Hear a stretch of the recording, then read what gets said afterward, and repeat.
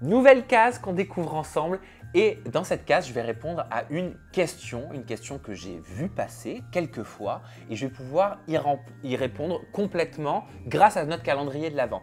Cette question, c'est « Est-ce que je déteste la télé-réalité ?» Allez, c'est parti, je vous réponds.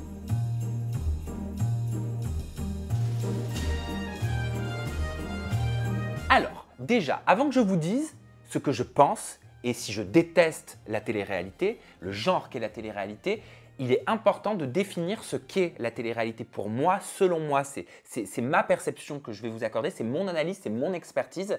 C'est quoi tout simplement le genre télévisuel, la télé-réalité? La télé-réalité, elle est apparue dans les années 2000, au début des années 2000, en 2001, véritablement, avec l'avènement du Loft Story. Ce qui s'est passé, c'est que moi, je découpe le genre de la télé-réalité pour l'instant depuis 2000 à aujourd'hui en 3 décennies, enfin en 3 parties. Là, on est dans la 3e décennie de la télé-réalité pour moi, mais on va d'abord se concentrer sur la première décennie. Avant la télé-réalité, qu'est-ce qui se passait? Quand on regardait la télévision, il n'y avait pas les réseaux sociaux. Quand on regardait la télévision, en tant que téléspectateur, spectateur, etc., ce qui nous fascinait, ce qui nous intéressait, c'était les personnes célèbres, c'était les personnes connues, c'était les personnalités qui avaient quelque chose à vendre, à proposer, qui avaient une créativité et qui venaient sur les plateaux télé. D'ailleurs, ils étaient invités sur les plateaux télé parce qu'ils étaient célèbres et parce qu'ils avaient fait des choses qui les conduisaient à venir sur ces plateaux télé pour s'exprimer. Donc, il y avait un fanatisme de la part du public pour les gens célèbres, pour les stars, pour les people, pour les personnes célèbres qui avaient quelque chose à proposer. Et dans la première décennie de la télé-réalité, en 2001, je vous le disais avec l'avènement du Loft, ce qu'on a découvert en tant que téléspectateur, c'est une nouvelle facette de notre fanatisme, en tout cas de ce qui nous intéresse, de notre voyeurisme au travers, non pas cette fois-ci de personnalités célèbres qui avaient quelque chose à proposer, mais au travers de personnes dites lambda, de personnes jusqu'à ce jour inconnues, qui étaient mises à la télévision non pas parce qu'elles avaient quelque chose à vendre, parce qu'elles avaient quelque chose à proposer, non pas parce qu'elles avaient écrit un livre, non pas parce qu'elles avaient créé une théorie, non pas parce qu'elles avaient fait un film, non pas parce qu'elles avaient sorti une musique, non pas parce qu'elles avaient fait une sculpture, mais tout simplement parce qu'elles étaient elles. Parce qu'elles étaient elles. Et ça, dans la première décennie de la télé-réalité, on s'est fasciné pour ces personnes qu'on ne connaissait pas, qui étaient enfermées toutes dans une même structure et qu'on voyait simplement évoluer. Et ça, il faut le réaliser aujourd'hui, c'est quand même assez hallucinant, c'est quand même assez dingue. On est passé d'une fascination pour les people aux stars à une fascination pour des personnes qui ne sont pas célèbres et qui n'avaient rien à proposer. Rien à proposer, mis à part leur personnalité. Et si vous voulez, ça a changé complètement la donne dans la sensationnalisation qu'un spectateur et dans l'intérêt qu'un spectateur pouvait avoir pour une personne qu'il regardait à la télévision. La télévision n'était plus là pour mettre en avant des stars, la télévision était là pour mettre en avant des inconnus et faire des stars. Ça, c'est déjà important de le comprendre. Et pour moi, la première décennie de la télé-réalité, elle tourne autour de ça. Elle tourne autour de cet événement, de personnes inconnues qui deviennent des stars et qui intéressent le public, non pas parce qu'elles ont créé, mais parce qu'elles sont, tout simplement. Ensuite, j'aimerais qu'on se concentre sur la deuxième partie de la télé-réalité, ce que je considère être la deuxième décennie de la télé-réalité, l'évolution. On est passé de l'enfermement, on est passé de personnes inconnues à des personnes qui ne sont plus enfermées, regroupées dans une habitation, mais qui sont envoyées dans des destinations dites de rêve pour faire rêver le public.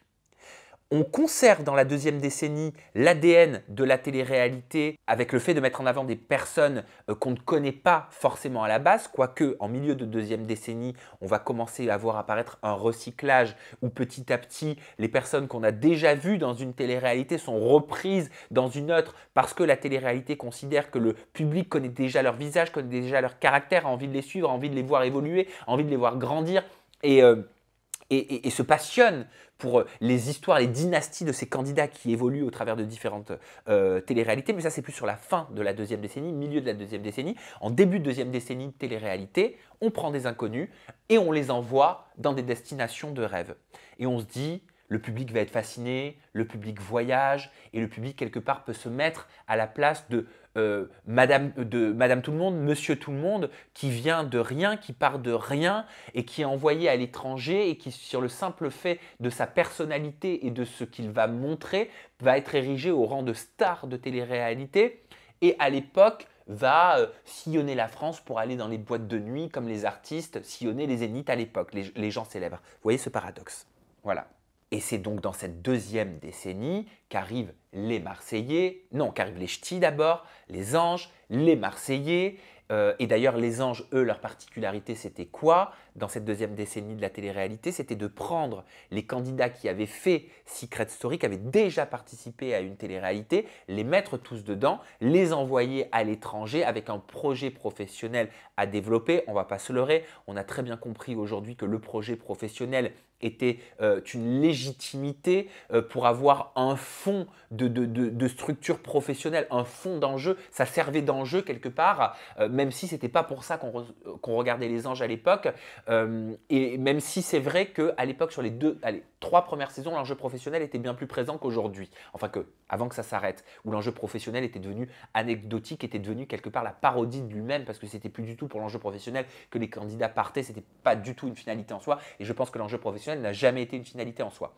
Il y a eu les Marseillais, eux à contrario, ce n'était pas un enjeu professionnel, c'était des jobs. C'était des jobs pour gagner des points, pour pouvoir continuer d'avancer dans la télé-réalité. Et je pense qu'au final, ces jobs qu'on a vus dans les Marseillais, c'était plus aussi anecdotique, c'était plus une possibilité pour la production de dégager facilement des candidats s'ils le souhaitaient, selon leur bon vouloir, ou de conserver des candidats. En gros, c'était le prétexte pour dire « toi, tu as mal fait ton travail, tu rentres en France ». En fait, ce n'était pas parce qu'il a mal fait son travail qu'il rentrait en France, mais c'était tout simplement parce que la production estimait qu'il ne faisait pas le taf, qu'il n'était pas assez bon, qu'il ne donnait pas assez, qu'il ne se mettait pas en couple, qu'il ne faisait pas ce que la télé-réalité attendait de lui, quelque part, dans cette deuxième décennie. Donc le job était un prétexte pour le dégager. Les ch'tis, on était plus sur des personnes sur lesquelles personne n'aurait jamais misé parce qu'il n'avait pas la tête de l'emploi, parce qu'il n'avait pas le parcours idéal, parce qu'il n'avait pas toutes les cartes en main que la vie leur aurait données pour pouvoir avancer convenablement. Et on permettait à ces candidats-là de vivre des expériences qu'ils n'auraient jamais vécues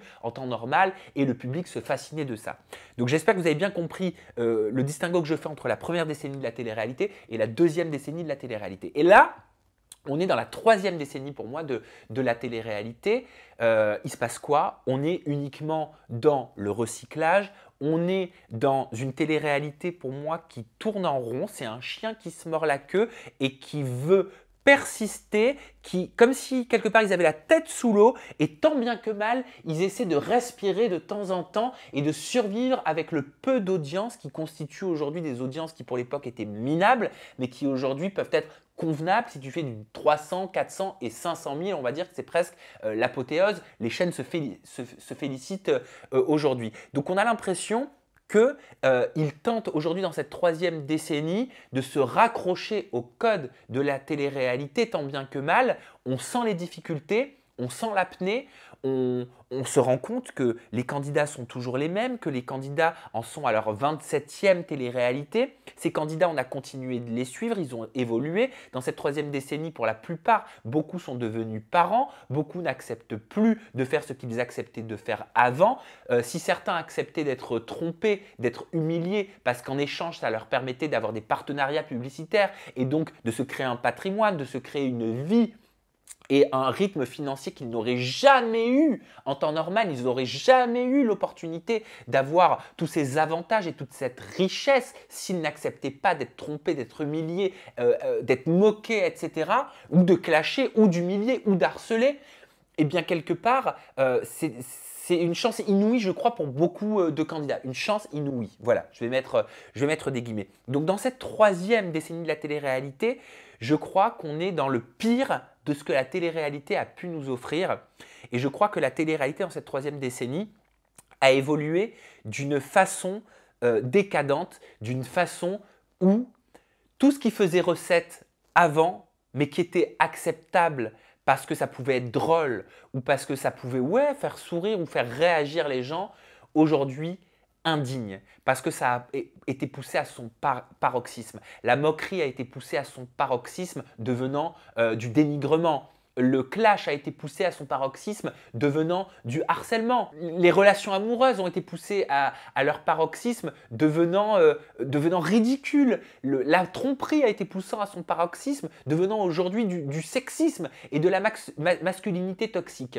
Donc, on n'est plus, même si l'industrie de la télé-réalité a jamais, sauf peut-être au tout début, n'a jamais été dans un cercle véritablement vertueux en termes d'image et en termes de perception de ce qu'il voulait apporter, là on est complètement dans un cercle qui est devenu totalement vicieux. Donc pour moi, la télé-réalité comme on la connaît va mourir, mais n'est pas morte.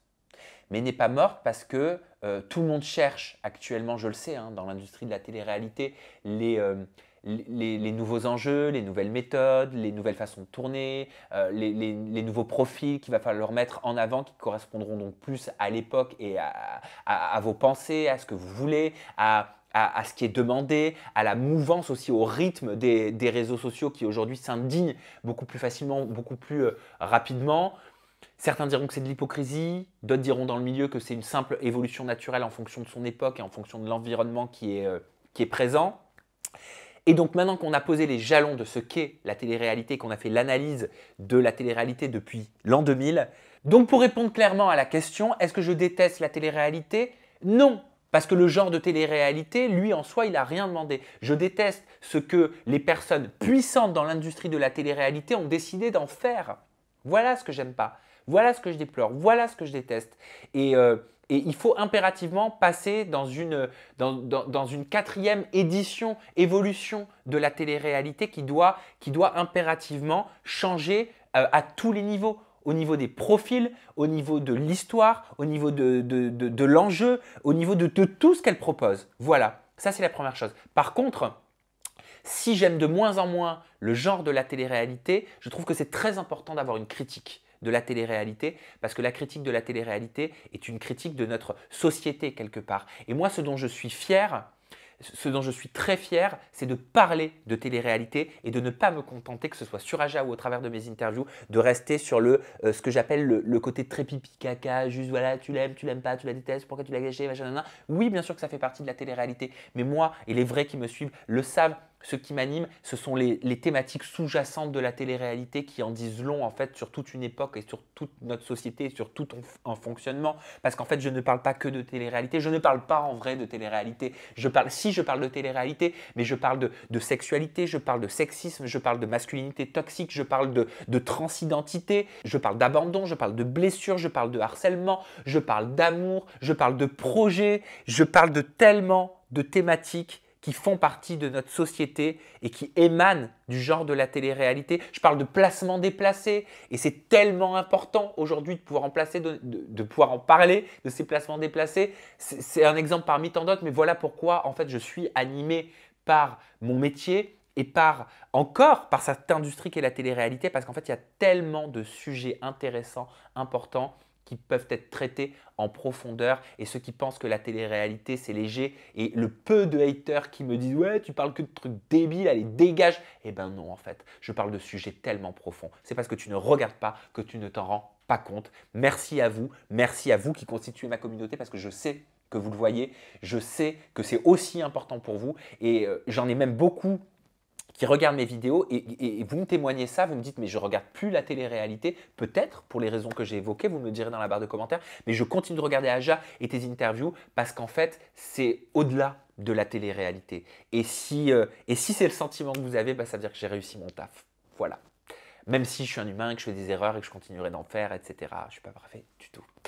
Merci d'avoir regardé cette vidéo, j'espère qu'elle a été intéressante pour vous, j'espère qu'elle vous a plu, qu'elle vous a fait réfléchir aussi. Si en plus vous êtes étudiant et que vous faites un mémoire sur la télé-réalité, elle vous servira forcément. On se retrouve dès demain pour ouvrir ensemble une nouvelle case de mon calendrier, je vous embrasse très fort, prenez soin de vous, bye bye.